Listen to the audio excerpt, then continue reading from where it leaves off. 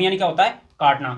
बैस यानी बास डिफरेंस को काट कर बांधना क्या कहलाता है, बैसेक्टोमी कहलाता है। इसे नसबंदी भी कहते हैं। अब देखो हम बात करेंगे पेनिस की।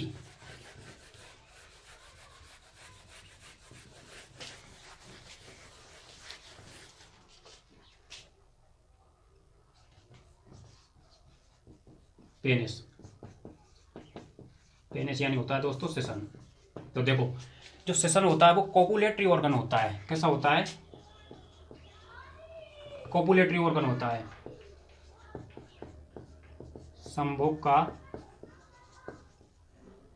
मुख्य अंग होता है, संभोग का मुख्य अंग होता है, ठीक है ना। क्या बोलते हैं इसे, कोपुलेटरी, कोपुलेटरी ऑर्गन, ठीक है दोस्तों। जो नर में संभोग का जो अंग होता है वो कौन सा होता है, शिशन होता है। अब दोस्तों सेशन की बात करते हैं तो सेशन को क्या हम तीन पार्टों में बांटते हैं, सेशन को तीन भागों में बांटते हैं। तो देखो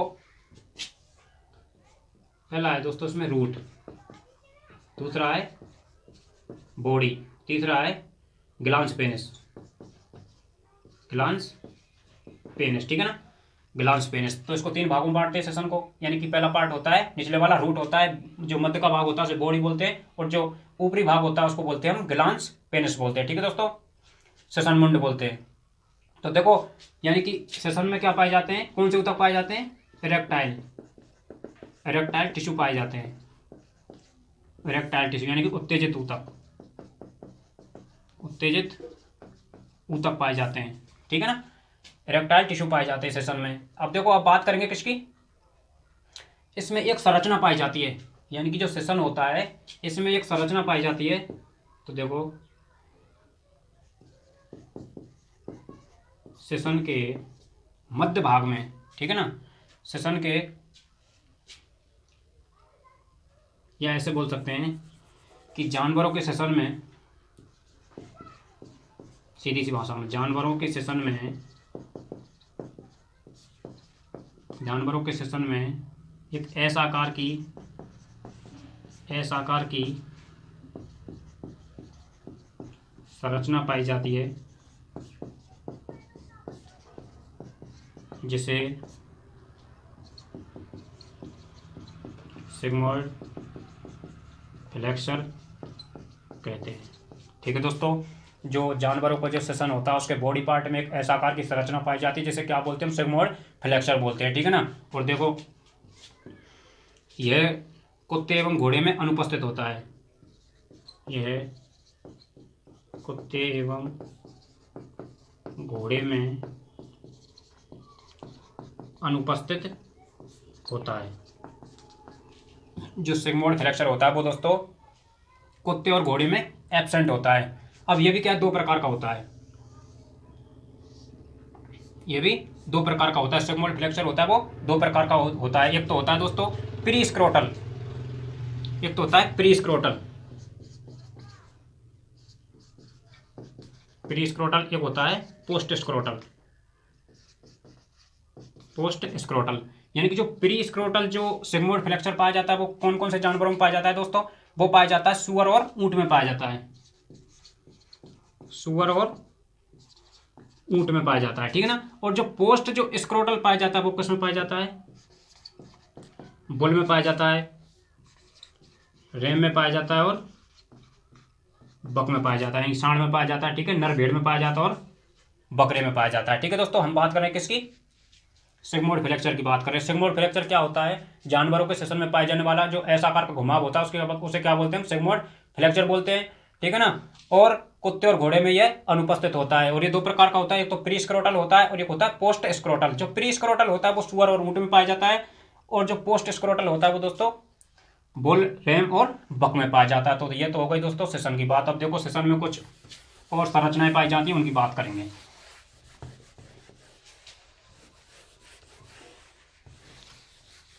तो देखो एक संरचना होती है कोरोना ग्लैंडिस, कोरोना ग्लैंडिस। तो देखो क्या होता है कोरोना ग्लैंडिस। तो दोस्तों घोड़े के ग्लांस पेनिस में, ये सबसे पहली बात तो ये कि ये घोड़े में पाया जाता है। देखो घोड़े के ग्लांस पेनिस में ग्लांस पेनिस में, घोड़े के ग्लांस पेनिस में बॉर्डर या उभरा हुआ किनारा पाया जाता है। उभरा हुआ किनारा पाया जाता है, जिसे क्या बोलते हैं दोस्तों, कोरोना ग्लैंडिस कहते हैं। ठीक है ना, ये स्पेशली किस में पाया जाता है, घोड़े में पाया जाता है। कोरोना ग्लैंडिस क्या होता है दोस्तों, घोड़े के जो ग्लांस पेनिस में क्या है, बॉर्डर पाया जाता है, जिसे क्या बोलते हैं हम, कोरोना ग्लैंडिस बोलते हैं। अब देखो बात करें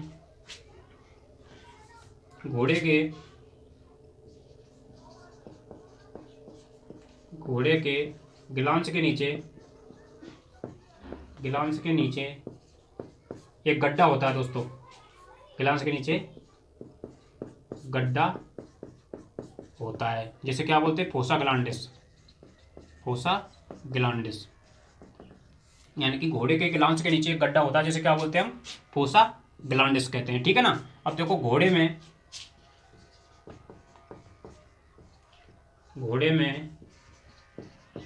डबल फोल्डेड प्रीफ्यूज पाई जाती है। घोड़े में डबल फोल्डेड प्रीफ्यूज पाई जाती है। ठीक है दोस्तों। अब बात करेंगे हम कुत्ते की।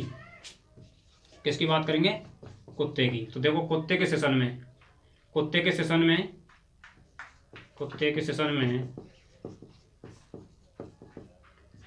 एक हड्डी पाई जाती है, जिसे क्या बोलते हैं दोस्तों, ओस पेनिस। कुत्ते के सेशन में एक हड्डी पाई जाती है, जिसे क्या बोलते हैं हम, ओस पेनिस कहते हैं। यह विसरल बोन का उदाहरण है, पहले हम पढ़ चुके हैं इसको। ठीक है ना। और बात करेंगे तो देखो कुत्ते में एक संरचना पाई जाती है, जिसे क्या बोलते हैं दोस्तों, बुल्बस ग्लैंडिस कहते हैं। बुल्बस ग्लैंडिस। तो देखो बुल्बस ग्लैंडिस क्या होता है, कुत्ते के सेशन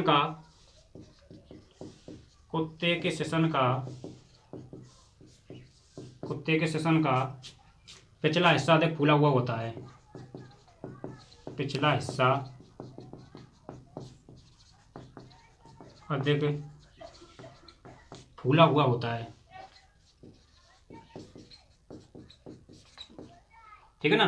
कुत्ते के सेशन का जो पिछला हिस्सा होता है वो अधिक फूला हुआ होता है, उसे क्या बोलते हैं दोस्तों, हम बुल्बस ग्लैंडिस कहते हैं। ठीक है ना, बुल्बस ग्लैंडिस कहते हैं। अब देखो अगला पॉइंट है, बिलाव एवं सुअर में, दोस्तों सेशन की बात चल रही है। ठीक है ना। बिलाव एवं सुअर में ग्लांस पेनिस अनुपस्थित होता है। ग्लांस पेनिस अनुपस्थित होता है। ठीक है ना। जो बिलाव और सुअर होते हैं उनमें ग्लांस पेनिस नहीं पाया जाता है, एब्सेंट होता है। अब देखो बात करते हैं किसकी, रैम एवं बक। रैम एवं बक में, बक के सेशन में यूरेथ्रल प्रोसेस पाई जाती है।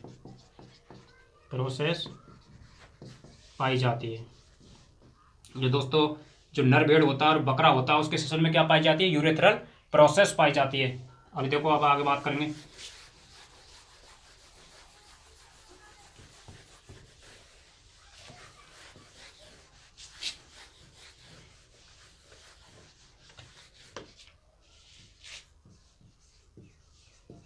सुअर में पेरिप्यूटियल डायवर्टिकुलम पाया जाता है। तो दोस्तों सुअर का जो सेशन होता है उसमें क्या पाया जाता है, पेरिप्यूटियल डायवर्टिकुलम पाया जाता है। ठीक है ना। अब देखो ये तो अपने सेशन की बात हो गई। अब दोस्तों हम बात करेंगे, देखो हम क्या प्राइमरी सेक्स ऑर्गन पढ़ चुके हैं, सेकेंडरी सेक्स ऑर्गन पढ़ चुके हैं, अब पढ़ेंगे हम एक्सेसरी ऑर्गन। तो देखो ये क्लियर है यहाँ तक।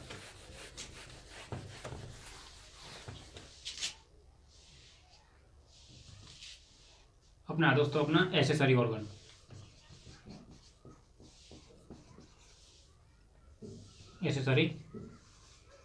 सहायक अंग में दोस्तों अपनी ग्लैंड है। तो देखो ग्लैंड में पहली अपनी प्रोस्टेट ग्लैंड।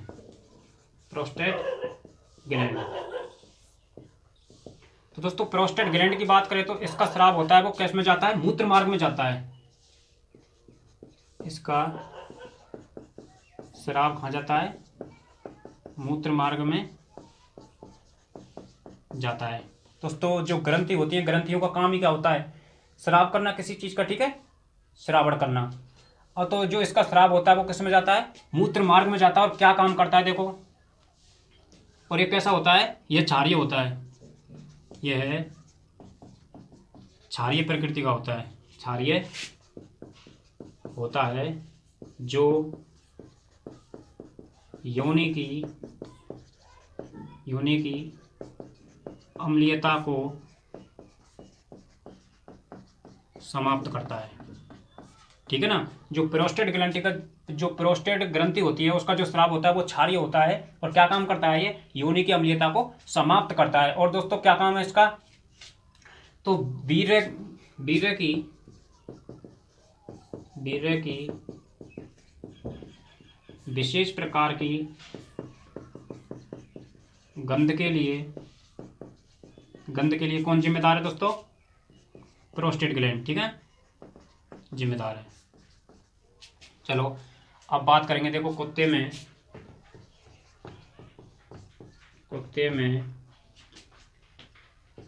पाई जाने वाली एकमात्र सहायक जनन ग्रंथि है, ठीक है दोस्तों। कुत्ते में पाई जाने वाली एकमात्र सहायक जनन ग्रंथि कौन सी है, प्रोस्टेट ग्लैंड है, ठीक है ना। और बाकी जो ग्लैंड होती है वो कुत्ते में अनुपस्थित होती हैं। और देखो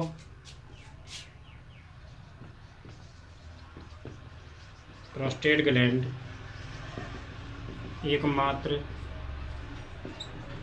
सहायक जनन ग्रंथि है, प्रोस्टेट ग्लैंड एकमात्र सहायक जनन ग्रंथि है जो सभी पालतू जानवरों में पाई जाती है, जो सभी पालतू जानवरों में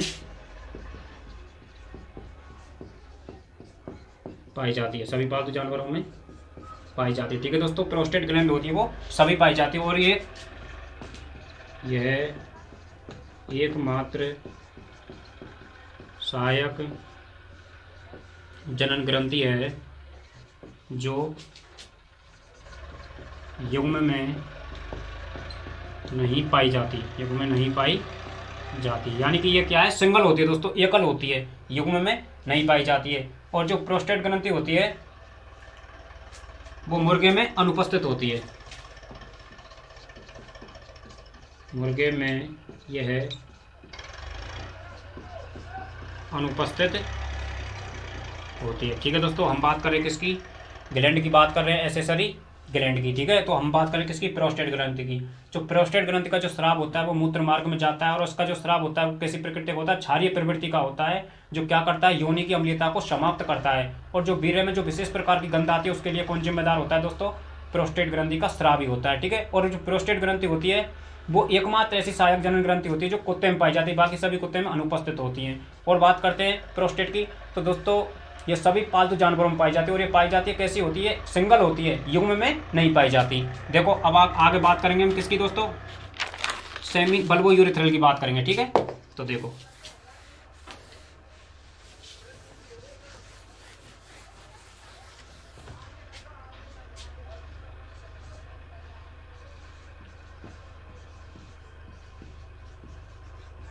बल्बो यूरेथ्रल या काउपर ग्लैंड, काउपर ग्लैंड, ठीक है। तो देखो दोस्तों ये संख्या में कितनी होती है, 2 होती हैं, संख्या में कितनी होती हैं, 2 होती हैं। और इसका स्राव होता है, इसका स्राव मुकस यानी कि श्लेष्मा, इसका स्राव श्लेष्मा की तरह चिपचिपा होता है,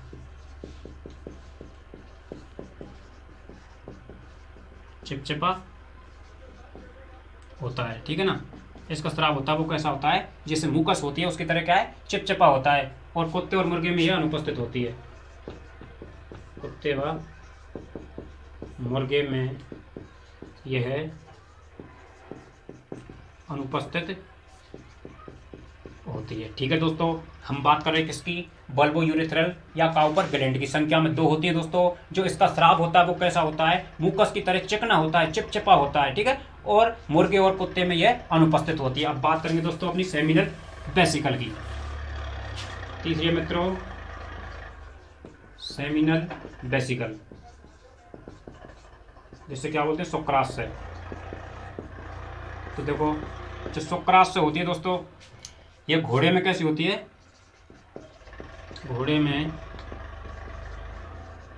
गुब्बारे गुब्बारे के आकार की होती है, घोड़े में गुब्बारे के आकार की होती है। और इसके स्राव में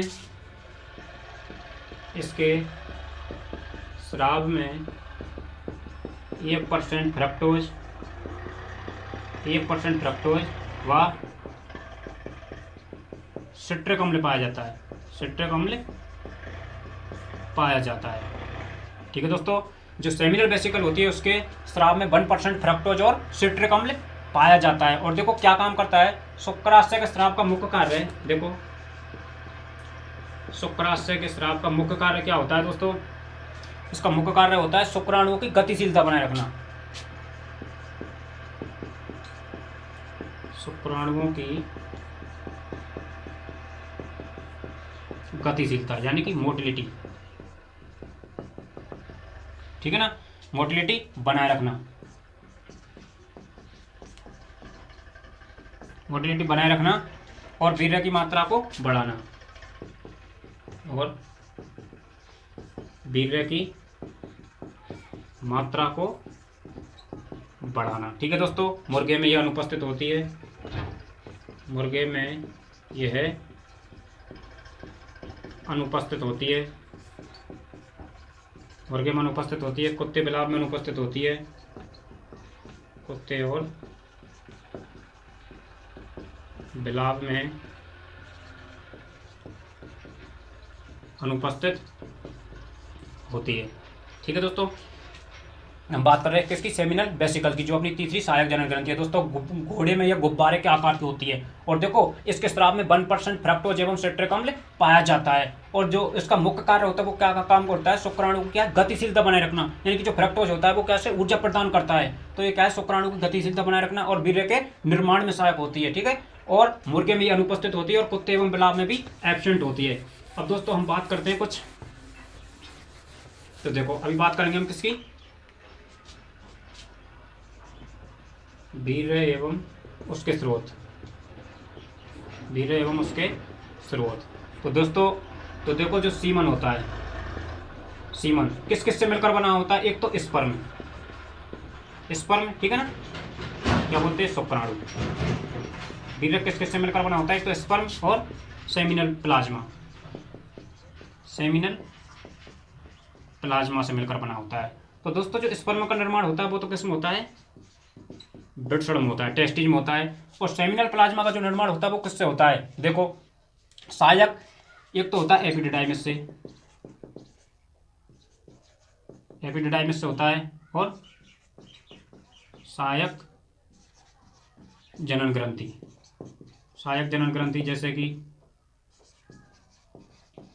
एम्पुला। ठीक है, और प्रोस्टेट होती है, प्रोस्टेट, सेमिनल वेसिकल, काउपर्स या बल्बो यूरेथ्रल ग्लैंड, उनसे सेमिनल प्लाज्मा का निर्माण होता है। जो सीमन होता है वो दोस्तों 2 चीज़ों से मिलकर बना होता है, एक तो सेमिनल प्लाज्मा और एक शुक्राणु। तो जो शुक्राणु का निर्माण होता है वो किसमें होता है, ब्रडशर्म में होता है। और सेमिनल प्लाज्मा का निर्माण होता है वो दोस्तों वो सहायक जनन ग्रंथि होती है, जैसे कि प्रोस्टेट ग्लैंड है, सेमिनल वेसिकल है, बल्बो यूरेथ्रल या काउपर ग्लैंड है, एम्पुला है। इनसे किसका निर्माण होता है, एपिडिडाइमिस से किसका निर्माण होता है, सेमिनल प्लाज्मा का निर्माण होता है। तो दोस्तों ये अपना जो मेल रिप्रोडक्टिव सिस्टम है वो अपना कंप्लीट हुआ। ठीक है।